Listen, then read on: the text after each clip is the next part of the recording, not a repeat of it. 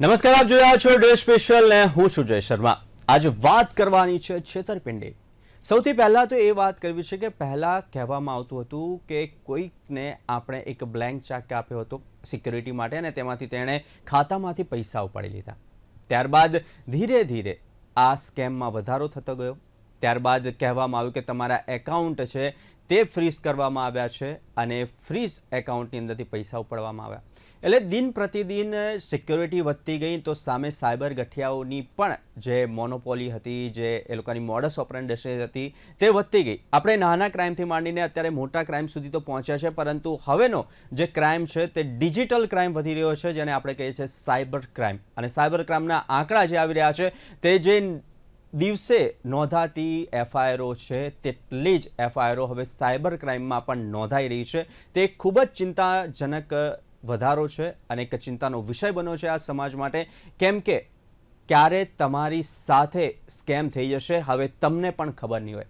ઘણીવાર આપણે કહેતા હોઈએ છીએ કે મોબાઈલ છે મેં એની અંદર તમામ પ્રકારની એપ્લિકેશનો રાખી છે, 2 સ્ટેપ વેરિફિકેશન રાખી છે। તો હવે જે પ્રમાણે આપણે એપ્લિકેશન અપડેટ થઈ, આપણા ફોન્સ અપડેટ થયા, સ્માર્ટ એપ્લિકેશન્સો અપડેટ થઈ, તેવી જ રીતના હવે સાયબર ગઠિયાઓ પણ એ એપ્લિકેશનોની જોડે એ પણ એ સ્કેમની અંદર અપડેટ થતા ગયા છે અને હવે કોણ ક્યારે સાયબર ક્રાઇમનો ભોગ બનશે તે કહી શકાય નહીં। અને સાયબર ફ્રોડનો તમે ભોગ બન્યા છો કે તમારી સાથે એ સ્કેમ થઈ ગયો છે તો આગળ શું કરવું તેને લઈને કેટલાક જાગૃતિ અભિયાનો કરવામાં આવે છે, કેટલાક કોલ્સ આપને બેંક તરફથી આપવામાં આવે છે કે આ પ્રકારનો કોઈ પણ કોલ બેંક તરફથી આપવામાં આવતો નથી। ઘણી બધી જાગૃતિ કરવામાં આવે છે, અભિયાનો યોજવામાં આવે છે, કેમ્પેન કરવામાં આવે છે, તો પણ જે એક ચિંતાજનક આંકડો છે જે મારે તમને કહેવો છે કે દેશમાં છેલ્લા 5 વર્ષની અંદર સાયબર ફ્રોડના કેસો 900% વધ્યા છે, જે ખૂબ જ ચિંતાનો વિષય છે। અને એની અંદર કેવા સ્કેમ થાય છે, કેવી રીતના સ્કેમ થાય છે એ સૌ કોઈને ખબર છે, તો પણ આ સાયબર ગઠિયાઓની ચુંગાલમાં કેમ ભરાઈ જાવ છો? અને આ જ મુદ્દે ચર્ચા કરવાના છે ડે સ્પેશિયલની અંદર સાયબર ફ્રોડથી સાવધાન। અને આ ચર્ચા કરવા માટે આપણી સાથે ગેસ્ટ પેનલમાં જોડાયા છે બ્રિજેશ કાપડિયા કે જો સાયબર એક્સપર્ટ છે, સાથે જ પાર્થ પંડ્યા સાયબર એક્સપર્ટ। પાર્થભાઈ, બ્રિજેશભાઈ, આપ બંનેનું સ્વાગત છે। બ્રિજેશભાઈ, આપણે અગાઉ પણ ઘણીવાર આ મુદ્દે ચર્ચા કરી છે, પરંતુ જે આંકડા આવ્યા છે તે ખૂબ જ ચિંતાજનક છે। દેશમાં 5 વર્ષની અંદર 900% સાયબર ક્રાઇમના ગુનાઓ વધ્યા છે, કેસ નોંધાઈ રહ્યા છે। ગુજરાતની જો વાત કરીએ તો ગુજરાતની અંદર 5 લાખ એટલે 4,93,000 જેટલા, એટલે કે આપણે 5 લાખ ગણીએ તો 5 લાખ જેટલા સાયબર ગુનાઓ છે। પહેલો પ્રશ્ન એ થઈ રહ્યો છે કે આ સાયબર કેસ થઈ રહ્યા છે તેનું નિરાકરણ આવી રહ્યું છે ખરું? આપણે જે પ્રમાણે જોઈ રહ્યા છે, આજની દુનિયા એકદમ ઝડપથી ડિજિટલ એક યુગ તરફ વધી રહી છે ને વધી ગઈ છે। Online payment, digital shopping, banking, KYC દરેક જગ્યાએ ટેકનોલોજીનો ઉપયોગ પણ ઘણો વધી ગયો છે। હવે એની સાથે સાથે સાયબર ક્રાઇમના ગુનાઓ દિન પ્રતિદિન વધી રહ્યા છે। જે પ્રમાણે આપણે વાત કરી કે આજે જે રિપોર્ટ આવ્યો છે એ 5 વર્ષમાં સાયબર ફ્રોડના કેસો 900% જેટલા વધી ગયા છે। ગુજરાતમાં આજ સાયબર ગુનાઓ, ગુજરાતનો જે ક્રમ છે ચોથો ક્રમ છે, 4,93,000ની આસપાસ। એમાં સૌથી વધારે લોકોના મોબાઈલમાં લિંક મોકલવી, લોટરીના નામે પૈસા માંગવા કે પછી કેવાયસી અપડેટના નામે ઓટીપી ફ્રોડ કરવો, એ બધા કેસીસ અને સાયબર ફ્રોડ જે છે એનો સમાવેશ થાય છે। હવે આ ફ્રોડ જે આપણે વાત કરી તો જે સૌથી વધારે ફિશિંગ લિંક્સ, SMS, વોટ્સએપ અને બોગસ જે લિંક્સ મોકલે છે અત્યારે સાયબર ગઠિયાઓ, એના લીધે આ બધું વધી રહ્યું છે। એ સાયબર લિટરસી, આપણે કહીએ કે સાક્ષરતા અને જાગૃતતા સાયબર પ્રત્યેની, એ માણસોમાં હોવી જોઈએ। નોન ટેકનિકલ થી લઈને ટેકનિકલ પણ અત્યારે આ બધા ઝાંસામાં આવી જાય છે અને એમાં જનરલી ફસાઈ જતા હોય છે।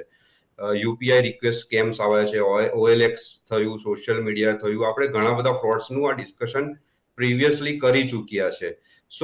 હવે મેઇન જે કારણ છે કે શા માટે આ કેસ વધી રહ્યા છે, તો પહેલા તો એક વસ્તુ છે કે અવેરનેસ પ્રોગ્રામ્સ એ આપણે વધારવા જોઈએ। મોબાઈલ ટ્રાન્ઝેક્શન્સ છે એમાં સાયબર સિક્યુરિટીનું બેઝિક જ્ઞાન પણ હોવું જોઈએ। મોબાઈલમાં આપણે એન્ટીવાયરસીસ, સિક્યોરિટી એપ્સ એ આપણે જનરલી જોઈએ છે કે કોઈ નથી યુઝ કરી રહ્યું।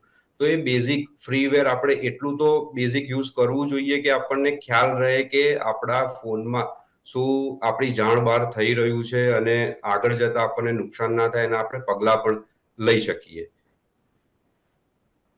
પાર્થભાઈ, જે રીતના અમે અગાઉ પણ ઘણી બધી વાર વાત કરી ચુક્યા છે બ્રિજેશભાઈ સાથે કે આપણે એક નાનકડા સ્કેમથી આવે કે પહેલા જે છેતરપિંડી વર્ડ યુઝ થતો હતો કે કોઈકનો ચેક છે ત્યાંથી માંડીને આપણે ડિજિટલ અરેસ્ટ સુધીની એક આખી જર્ની જોઈ.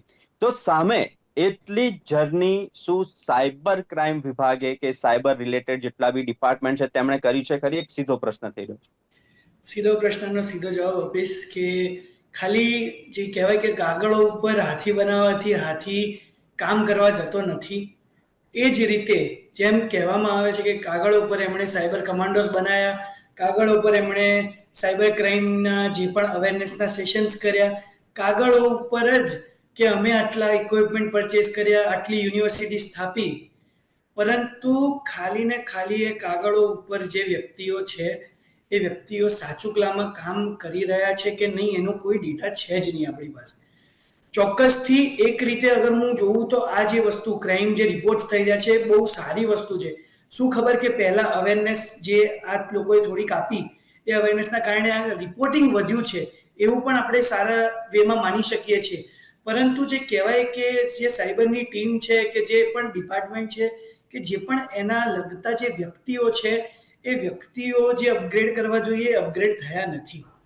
તમને એક કરણ કઠણાઈ સંભળાવું તો એ છે કે જે સાયબર ક્રાઇમ ડિપાર્ટમેન્ટની અંદર હાયર લેવલ પોઝિશન પર જે પોલીસ ઓફિશિયલ્સ હોય છે એ ફક્ત ને ફક્ત સીસીસી કે સીસીસી પ્લસ કરીને એમને એ પોઝિશન્સ આપી દેવામાં આવી હોય છે અને સામે જે MTech cyber security, BTech cyber security, MSc cyber security, gold medallist જે પીપલ હોય છે અથવા જેમને એકચ્યુઅલીમાં સાયબર સિક્યોરિટીનું નોલેજ છે એ વ્યક્તિઓને 10-15 હજારના કોન્ટ્રાક્ટ બેઝિસ જોબ્સ માટે ઓફર કરવામાં આવે છે અને એ ઓફર્સ અગર એ લોકો એક્સેપ્ટ કેમ જ કરે કે આટલા મોંઘવારી ભર્યા જે કહેવાય કે વાતાવરણ છે અને દેશની અંદર આટલું મોંઘવારી ચાલી રહી છે તો એ 15-20 હજારના કોન્ટ્રાક્ટ બેઝ જેમાં જોબની કોઈ સિક્યોરિટી નહીં એમાં પોતાનું ટેલેન્ટ બગાડવા કરતાં કોઈ મલ્ટીનેશનલ કંપની અથવા કોઈ સારી એવી કંપની, પ્રાઇવેટ કંપની જે એને મહિને $1,00,000-2 લાખ પગાર આપતી હોય એવી કંપનીમાં જઈને જે યુથ અથવા જે એકચ્યુઅલ વ્યક્તિઓ જે છે જે આ સાયબર ક્રાઇમ ક્રિમિનલ્સની સાથે સાથે એમની સામે જે બંડ પુકારી શકે અથવા જે સામે એમની સામે ઝઘડી શકે એ લોકો જ આપણા એન્વાયરમેન્ટની અંદર આવી રહ્યા નથી.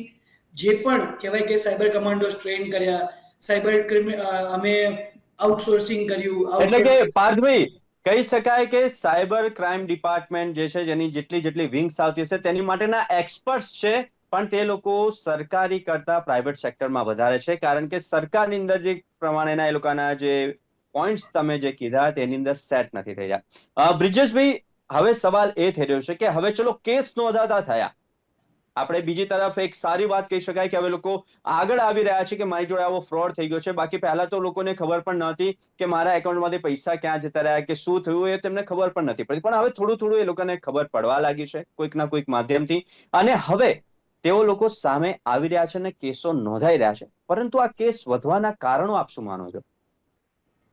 સો બેઝિકલી કેસ વધવાના કારણો એ જ છે કે આપણે જાગૃત નથી. આપણે એક જનરલ વાત કરીએ તો નોન ટેકનિકલ પર્સન છે, એજેડ પર્સન છે કે ચિલ્ડ્રન્સ છે અંડર 18 યર્સ યા 16 યર્સ અને અબાઉ 60 યર્સ, 50 યર્સ, સો ત્યાં ગાડી ટેકનોલોજીનું નોલેજ નથી, ફોન યુઝ કરતા આવડે છે, ધેટ્સ ઓકે, બરાબર છે. હવે ફોન યુઝ કરવાની પાછળ મારે એમાં શું ધ્યાન રાખવું જોઈએ? કોઈએ પણ લિંક મોકલી, અનનોન નંબરથી લિંક આવી છે અને મેં ક્લિક કરી દીધી છે, મારો ફોન અને મારો પર્સનલ ડેટા કોમ્પ્રોમાઇઝ થઈ જાય છે, બરાબર છે. હવે આ બેઝિક ઇન્ફોર્મેશન જ્યાં ડોર ટુ ડોર નહીં પહોંચે ત્યાં સુધી આ વસ્તુ છે ને નવી ટેકનિક્સ, ફોર એક્ઝામ્પલ આપણે વાત કરીએ કે હમણાં ડિજિટલ અરેસ્ટ જે રિસેન્ટ બહુ જ થયું બધા સાથે, જેમાં શિક્ષક છે અને ઘણા હાઈ ટેલેન્ટેડ માણસો પણ એમાં ફસાયા હતા. તો એ ફસાવાનું રીઝન એ જ હતું કે એમાં સાયબર લિટરસીનો ક્યાંક ને ક્યાંક અભાવ હતો. હવે જાગૃતતા નહીં હોય તો નવી ટેકનિક્સ માર્કેટમાં આવતી રહેશે, નવા ફીચર્સ માર્કેટમાં આવતા રહેશે, પણ આપણને એનું નોલેજ નહીં હોય, એને મારે યુટિલાઇઝ કઈ રીતે કરવું, મારે એની સિક્યોરિટી ફીચર્સ કઈ રીતે સેટ કરવા, કે મારે એક જનરલ ઇન્ફોર્મેશન છે, મને વોટ્સએપ પર હાઈ મેસેજ આવ્યો અનનોન છે એટલે હું તરત જ એને રિસ્પોન્સ કરી દઈશ હલો, એટલે સામે તરત જ મને એક વિડીયો કોલ આવશે, ના હું એને ઓળખું છું કશું જ નથી, જો હું વિડીયો કોલ સ્ટાર્ટ કરીશ એટલે તરત જ મારો વિડીયો રેકોર્ડ એનું સ્ટાર્ટ થઈ જશે અને મારો એમાં સ્કેમ થશે, આગળ જતા મારું બ્લેકમેલ થશે. હવે આટલી વસ્તુ આપણને જો માહિતી નહીં હોય ને તો આ વસ્તુ આગળ જતા વધવાની જ છે. પ્લસ આપણે દરેક ગ્રામ્ય અને શહેરી સ્તરે સાયબર સેફટી વર્કશોપ કરવી જોઈએ. દરેક સ્કૂલ કોલેજીસમાં સાયબર સિક્યોરિટીના અભ્યાસક્રમો તો અત્યારે ચાલુ થયા છે, પણ એ બાળકો પણ સાયબર સિક્યોરિટીનું નોલેજ લઈને ઘરમાં પણ હવે કરે છે, વાલીઓને પણ કહે છે કે આવું આવું કરવાનું, આવું નહીં કરવાનું. તો આપણે આ સાયબર અવેરનેસ જ્યાં સુધી નહીં વધે ત્યાં સુધી આ કેસીસ થતા રહેશે. અત્યારે રિસેન્ટ એક સાયબર ફ્રોડ ચાલી રહ્યો છે, પેન 2.0, જો આપને ખ્યાલ હોય તો. હવે પાન કાર્ડનો મને એક મેઇલ આવે છે, એકદમ મને ગવર્મેન્ટ એજન્સીમાંથી, મને ટેક્સ ડિપાર્ટમેન્ટમાંથી ઈમેલ આવ્યો છે એવો જ મને દેખાઈ રહ્યો છે, અને ત્યાં લખેલું છે કે પેન 2.0 નવું વર્ઝન છે પાન કાર્ડનું, અને તમે ડાઉનલોડ કરો, એના માટે આ લિંક ઉપર ક્લિક કરો, યા તો આ ક્યુઆર કોડ સ્કેન કરો. હવે હું એ ઈમેલને ચેક નહીં કરું, તપાસીશ નહીં, એની ઓથેન્ટિસિટી નહીં ચેક કરું, અને હું લિંક પર ક્લિક કરીશ એટલે મને ત્યાં ગાડી બતાવે છે કે તમારી પર્સનલ ડિટેલ નાખો, પાન નંબર નાખો, આધાર નંબર નાખો, અને પછી એમાં બેંક ડિટેલ પણ નાખો. હવે હું નવું મારું અપડેટેડ વર્ઝન વાળું પાન કાર્ડ ડાઉનલોડ કરવા માટે આટલી ઇન્ફોર્મેશન મેં એમાં ફિલઅપ કરી દીધી છે. જે હું સબમિટ બટન કરીશ એટલે મારી સાયબર ક્રાઇમ, જે બી સાયબર ફ્રોડ કરી રહ્યું છે સામે જે હેકર બેઠો છે, એની સાથે મારો ડેટા શેર થઈ જશે. સો આ બધી બેઝિક વસ્તુ આપણે ધ્યાનમાં રાખવાની છે. પાર્થભાઈ, હવે ફિશિંગની જે લિંક્સની વાત છે તેની અંદર સૌથી વધારે કેસ થઈ રહ્યા છે કે એક લિંક તમારામાં આવી રહી છે, તમે એની ઉપર ક્લિક કરો છો અને તમારું બેંક એકાઉન્ટ ખાલી. How it possible? એ થોડું ટૂંકમાં સમજાવશો? જો ચોક્કસથી એ એકદમ પોસિબલ છે. એનું કારણ છે કે એ પણ જે પણ લિંક હોય છે એ લિંકની પાછળ એક પર્ટિક્યુલર જે ટ્રાન્ઝેક્શન કરવું અથવા કોઈ એક પર્ટિક્યુલર ટ્રાન્ઝેક્શન આઈડી એ એમાં મેન્શન્ડ હોય છે. અને જનરલી શું હોય છે કે બધા જ લોકો પોતાના બેંક એકાઉન્ટ્સ અથવા એના પાસવર્ડ્સ પોતાના બ્રાઉઝરમાં સેવ કરીને રાખતા હોય છે અથવા લોગિન જ કરીને રાખતા હોય છે. જ્યારે આ વસ્તુ થાય ત્યારે જેવું એ લિંક ઉપર ક્લિક કરવામાં આવે ત્યારે એ પ્રોસેસ એકચ્યુઅલ બ્રાઉઝરની અંદર લોડ થાય છે, અને લોડ થઈને એ ટ્રાન્ઝેક્શન છે એ ટ્રાન્ઝેક્શન સીધું પ્રોસેસ થઈ જાય છે. આ અટેક જે કહેવાય એને CSRF કહેવાય છે, cross site request forgery attack, કે જેના અંતર્ગત ખાલી તમે લિંક ઉપર ક્લિક કરશો, એ લિંક ઉપર ક્લિક કરવાના કારણે જે તમારા ઓરિજિનલ અકાઉન્ટની અંદર જે ડેટા મોડિફિકેશન અથવા જે ટ્રાન્ઝેક્શન કરવું, આ બધી જ પ્રોસેસ ઓટોમેટિકલી થઈ જતી હોય છે. અને મોર ઓવર આ ફિશિંગ લિંક્સ અત્યારે એટલી જેન્યુઅન બની ગઈ છે કે તમને કોઈ આઈડિયા કે કોઈ જાતનું તમને એક અંદાજો પણ નહીં આવે. જેમ કે ઇન્સ્ટાગ્રામમાં એ જે છે એ @ કરીને એ લોકો એને ચેન્જ કરી દે છે, જેનાથી તમારું જે મગજ છે એ ઓટો કમ્પ્લીટના ચક્કરમાં આઈ અને એમ જોઈને instagram.com જ છે, ઓફિશિયલ જ છે. એવી જ રીતે એક્સિસ, ઓમની એક્સિસ, તો ઓમનીમાં 0 કરી દે તો ઓમની એક્સિસ જ છે એવું વિચારીને તમે ક્લિક કરો છો, અને ક્લિક કરતા જ તમારું બેંક એકાઉન્ટ સીધું ખાલી થઈ જાય છે. તો ચોક્કસથી આ વસ્તુ પોસિબલ છે, અને આ પોસિબિલિટીઝના કારણે જ આ વસ્તુઓ અત્યારે થઈ રહી છે અને ખૂબ જ વધારે પ્રમાણમાં વધી રહ્યું છે. જેના કારણે અમે as a cyber security analyst બધાને સજેશન આપતા હોઈએ છીએ કે તમે કોઈ પણ લિંક ઓપન ના કરો, અને ઓપન કરો છો તો પહેલા એક જગ્યાએ વેરીફાઈ કરો કે પહેલા એક જેમાં તમારું કોઈ વસ્તુ લોગિન નથી એવી જગ્યાએ એ લિંકને ફોરવર્ડ કરીને ત્યાં ઓપન કરીને ટ્રાય કરો, જેનાથી તમે કોઈ પણ જાતના ટ્રાન્ઝેક્શનલ અથવા કોઈ પણ જાતના ફ્રોડથી બચી શકો છો. જી બ્રિજેશભાઈ, આ ફ્રોડની વાત થઈ, એની સામે આપણે કેટલાક લોકો અવાજ ઉઠાવી રહ્યા છે, સામે આવી રહ્યા છે, પણ એવા કેટલાક ફ્રોડ છે જે હમણાં ખૂબ જ ચર્ચિત બન્યા છે, ડિજિટલ અરેસ્ટ. સાથે જ એવા ઘણા બધા કેસ સામે આવે છે કે જે ફરિયાદી છે તેમનો ડેટા સમહાઉ સામેવાળા વ્યક્તિ પાસે પહોંચી ગયો છે. હાઉ ઇટ પોસિબલ કે એમના અમુક ફોટોઝ, અમુક વિડીયો, જે પર્સનલ ફોટોઝ, વિડીયોઝ છે, તે આ સાયબર ગઠિયાઓ સુધી પહોંચે છે કઈ રીતના, એક સૌથી મોટો સવાલ એ થાય છે.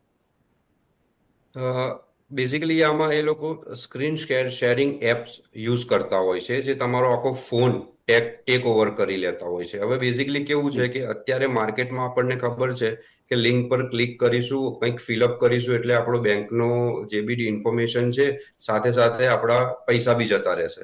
હવે એવી લિંક્સ પણ આવે છે, એવી પીડીએફ ફાઇલ્સ પણ આવે છે જેની પાછળ આપણે એક એપ્લિકેશન બેકએન્ડમાં એમ્બેડેડ કરી શકીએ છીએ.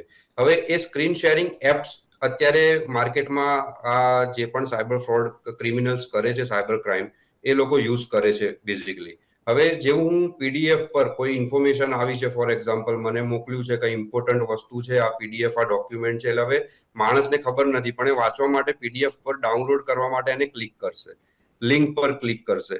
લિંક પર ક્લિક કરતાની સાથે જ એ સ્ક્રીન શેરિંગ એપ્લિકેશન મારા ડિવાઇસમાં ઇન્સ્ટોલ થઈ જશે. જેવી ઇન્સ્ટોલ થશે એટલે મારા આખા ફોનનો એક્સેસ સામે સાયબર ક્રિમિનલ પાસે જતો રહેવાનો છે.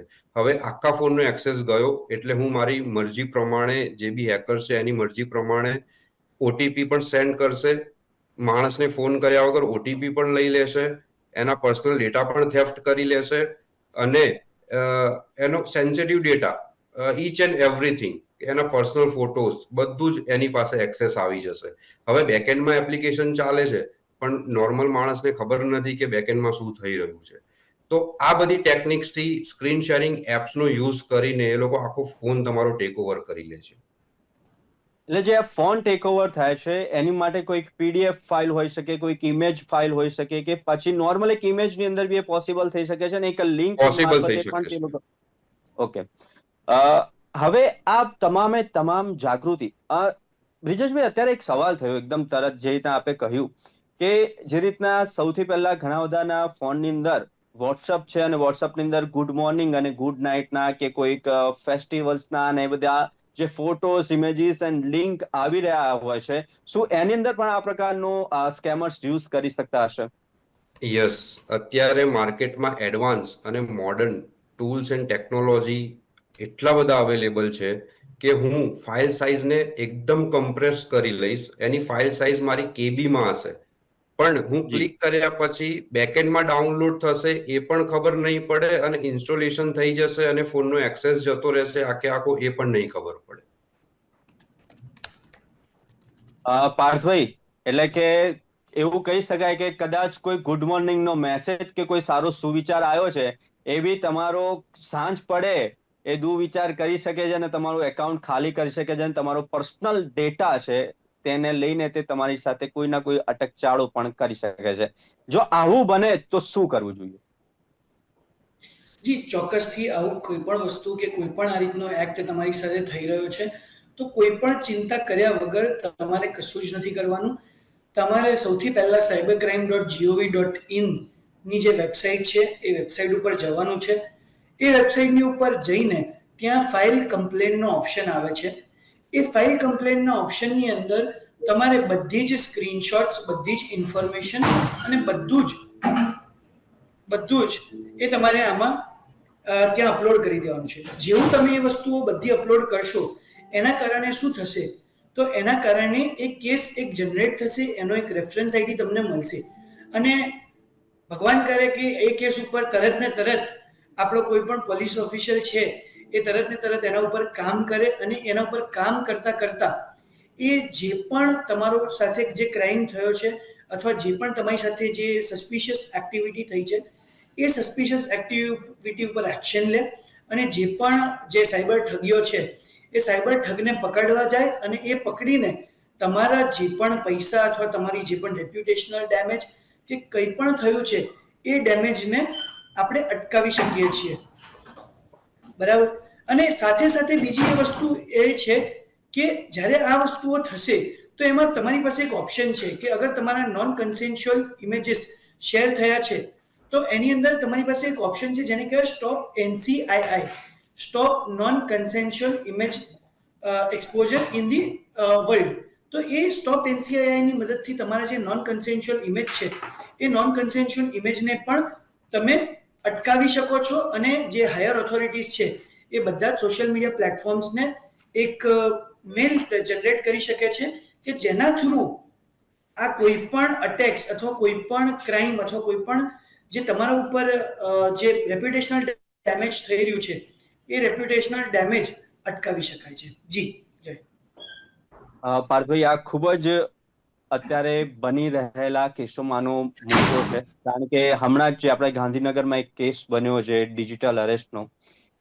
ત્યારે બ્રિજેશભાઈ, બીજો એક એ સવાલ થયો છે કે આપણે ઘણીવાર અજાણતા કોઈક જે અભણ વ્યક્તિ છે કે જે ટેક ફ્રેન્ડલી નથી, અભણ તો ના કહી શકે પણ જે ટેક ફ્રેન્ડલી નથી, જેને સ્માર્ટ ટેકનોલોજીનો આઈડિયા નથી, એ લોકો એક સમય શિકાર બની જતા હોય છે. પણ અત્યારે જે કેસો સામે આવી રહ્યા છે, કેટલાક કેસો હું પણ સ્ટડી કરતો છું, તેમાં જે શિક્ષિત લોકો છે તે પણ આનો ભોગ બન્યા છે.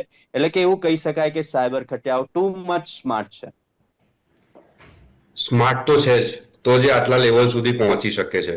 હવે શિક્ષિત લોકોનું અહીંયા ફ્રોડમાં ઇન્વોલ્વમેન્ટ એટલા માટે થાય છે ને કે એક ડર, પહેલા તો એક ડર છે સૌથી મોટો, કે ડિજિટલ અરેસ્ટ થયું છે, સામે એવી પર્સનાલિટીઝ જોવે છે કે ભાઈ હા મને ડિજિટલી અરેસ્ટ કરી લીધું છે અને ડરી જવું, આ ડર થઈ ગઈ. બીજી વસ્તુ છે લાલચ અને લોભ. કોઈએ લોટરી લાગી એવો મેલ જોઈ લીધો કે મેસેજ જોઈ લીધો છે કે લિંક પર ક્લિક કરી વાંચીને, કન્ટેન્ટ વાંચીને લિંક પર ક્લિક કરી, તો બેઝિકલી એ લોકો ઇઝીલી સાયબર ફ્રોડનો શિકાર બનવાના છે. બ્રિજેશભાઈ, આ પ્રકારનું જે સામે આવી રહ્યા છે સ્કેમ્સ, અને સ્કેમ્સને અટકાવવા માટે તમામ લોકો પગલા રહી રહ્યા છે. તે ક્યાંક જાગૃતિ અભિયાન ને આપણે ગણીએ કે તેના કારણે સારું થઈ રહ્યું છે, કેસો સામે આવી રહ્યા છે, એ પણ ખૂબ સારી વાત છે. પરંતુ સવાલ એ થઈ રહ્યો છે કે આ કેસો સામે આવી રહ્યા છે, નોંધાઈ રહ્યા છે, પણ સજા કેટલા લોકોને થઈ રહી છે? જે રીતના જે વરઘોડો કાઢવામાં આવતો હોય છે કે પછી કોઈ આરોપી હોય છે અને તાત્કાલિક ધોરણે પકડી પાડવામાં આવતા હોય છે, તો શું આવી જ રીતના એક સાયબર માટે પણ આવા ત્વરિત પગલા લેવા જોઈએ? જે આ ગાંધીનગરનો કેસ હતો, જેની અંદર 6 દિવસની અંદર તાત્કાલિક ધોરણે આ પગલા લેવામાં આવ્યા, તો આવી જ રીતના જો સાયબર ક્રાઇમ જે રેશિયો વધી રહ્યો છે, તો સામે સાયબર ફોર્સ બી એટલી જ એક્ટિવ થવી જોઈએ. યસ, આમાં સાયબર ફોર્સનો સૌથી મહત્વનો પાર્ટ છે કે સાયબર ફોર્સ આપણે ટ્રેન કરવી જોઈએ. સાયબર ફોર્સની સાથે સાથે આપણે ડિજિટલ ફોરેન્સિક્સ અને સાયબર સિક્યોરિટીના ટૂલ્સ જે અછત છે અત્યારે આખા સમગ્ર દેશમાં, એ આપણે પ્રોક્યોરમેન્ટ કરવા જોઈએ. કેમ કે સ્માર્ટ જે પ્રમાણે ક્રિમિનલ્સ છે એ પ્રમાણે આપણે સામે એટલા પગલા લેવા જરૂરી છે. તો આજના જમાનામાં એક કોલોબરેશન વર્ડ હું યુઝ કરીશ, collaboration in terms of technology plus digital expert plus police is equal to fast solution. તો આ ત્રણનો જ્યારે સંયોગ થશે, police plus digital expert plus tools and technology is equal to fast solution. જો આ ત્રણ વસ્તુનો સંયોગ થશે ને, તો આવા કેસો આગળ જતા આપણે એકદમ ફાસ્ટ રિઝોલ્વ કરી શકીશું. બ્રિજેશભાઈ અને પાર્થભાઈ, આપ બંને અમારી સાથે જોડાયા અને સાથે જ આટલી સારી એવી માહિતી આપી. કેટલાક લૂફોલ્સ છે સિસ્ટમમાં છે અને કેટલાક લૂફોલ્સ છે જે જાગૃતિમાં છે, પણ તે જાગૃતિ લાવવાનો સતત પ્રયત્ન થઈ રહ્યો છે. સરકાર પણ પ્રયત્ન કરી રહી છે, અનેક મીડિયા માધ્યમથી પણ પ્રયત્ન કરી છે, સોશિયલ મીડિયા માધ્યમથી પણ પ્રયત્ન કરી રહ્યા છે. અવારનવાર આપણે રીલ્સ જોતા હોઈએ છે, સાયબર ક્રાઇમ્સના ઓફિશિયલ પેજ ઉપરથી પણ આવતી હોય છે કે તમારી સાથે કેવા પ્રકારનો સ્કેમ થઈ શકે છે. પરંતુ જે રીતના બ્રિજેશભાઈએ કહ્યું કે ક્યાંક ડર, લોભ, લાલચ અને સાથે જ કદાચ તેમનો કોઈ પ્રાઇવેટ ડેટા તેમની પાસે હશે અને તેના કારણે તેઓ ક્યાંક આ સાયબર ક્રાઇમનો ભોગ બનતા હશે. અને બ્રિજેશભાઈ, આપ અમારી સાથે જોડાયા તે બદલ ખૂબ ખૂબ આભાર અને સરસ ડિટેલ્સ અમારી સાથે શેર કરી. તો તમે પણ બની શકો છો સાયબર ક્રાઇમનો ભોગ. કોઈ પણ લિંક, કોઈ પણ ફોટો કે અનનોન નંબરથી આવતા મેસેજ કે કોઈ પણ પ્રકારનું મટીરિયલ જો તમારી પાસે આવે છે, તો તેને ઓપન કે ડાઉનલોડ કરતા પહેલાં 2 વખત વિચારજો. અને સૌથી પહેલાં આ ડાઉનલોડ કરતા જ નહીં, કેમ કે એક ક્લિક તમારું જીવન બદલી શકે છે. તો હાલ ડે સ્પેશિયલમાં આટલું જ. આવતીકાલે નવા વિષય સાથે ફરી મળીશું. ત્યાં સુધી મને આપશો રજા. નમસ્કાર.